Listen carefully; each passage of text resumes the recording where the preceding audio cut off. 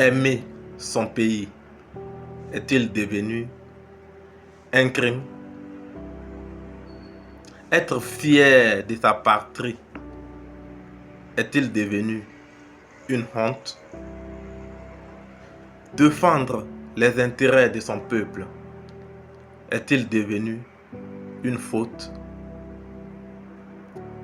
Voilà des questions que nous devons avoir le courage de poser aujourd'hui.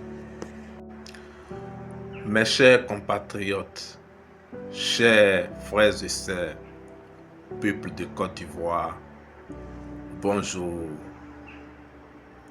Je suis Henri Joël Kouchi, je suis fils d'Arboville, plus précisément fils de Deweke et de Grand Yapo. Je suis aussi le représentant du NHPCI ici au Maroc. Alors, chers frères et sœurs, je suis devant vous aujourd'hui pour vous parler d'un sujet qui a été mal compris, qui est mal compris en Côte d'Ivoire. Chers frères et sœurs, je vais vous parler du patriotisme. Depuis trop longtemps, on essaie de nous faire croire que le patriotisme est dangereux.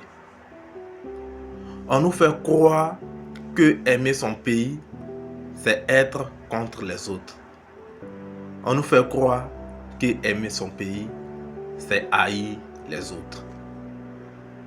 Et les Ivoiriens confondent l'amour de la patrie avec la haine de l'autre. Mais il est temps d'établir la vérité. Le patriotisme, ce n'est pas de la haine. Le patriotisme, c'est l'amour conscient et responsable de son pays. Le patriotisme, c'est l'amour profond de sa patrie. Être patriote, c'est aimer sa terre. Être patriote, c'est protéger ses frères et sœurs. Être patriote, c'est refuser que l'avenir de nos enfants soit décidé ailleurs sans nous. Alors, pourquoi on veut nous apprendre à avoir honte de la Côte d'Ivoire? Pourquoi certaines personnes tremblent quand nous disons l'Ivoirien d'abord? Pourquoi certaines personnes disent que nous sommes xénophobes quand nous disons que l'Ivoirien doit être au cœur de toutes les décisions politiques et économiques de la Côte d'Ivoire? Parce que un peuple qui aime sa patrie est difficile à manipuler. Parce que un peuple conscient est un peuple debout. Parce que un peuple patriote est un peuple libre. Regardons l'histoire du monde. En 1776 aux États-Unis, c'est le patriotisme qui a conduit les Américains de conquérir leur liberté sous la conduite, bien sûr, de M. George Washington. En 1789, en France, c'est aussi le patriotisme qui a conduit à la déclaration des droits de l'homme et du citoyen, qui est aujourd'hui le fondement de la souveraineté populaire. En Inde, en 1947, sous le leadership de Mahatma Gandhi, le patriotisme a libéré un peuple sans esprit de vengeance. En Afrique du Sud, c'est aussi le patriotisme qui a mis fin à l'apartheid pour restaurer la dignité humaine en 1994 sous le leadership, bien sûr, de Nelson Mandela. Même en Afrique, le patriotisme a été une force pour accéder à l'indépendance de plusieurs pays. Partout, le constat est le même. Le patriotisme a libéré les peuples. Il ne les a jamais divisés.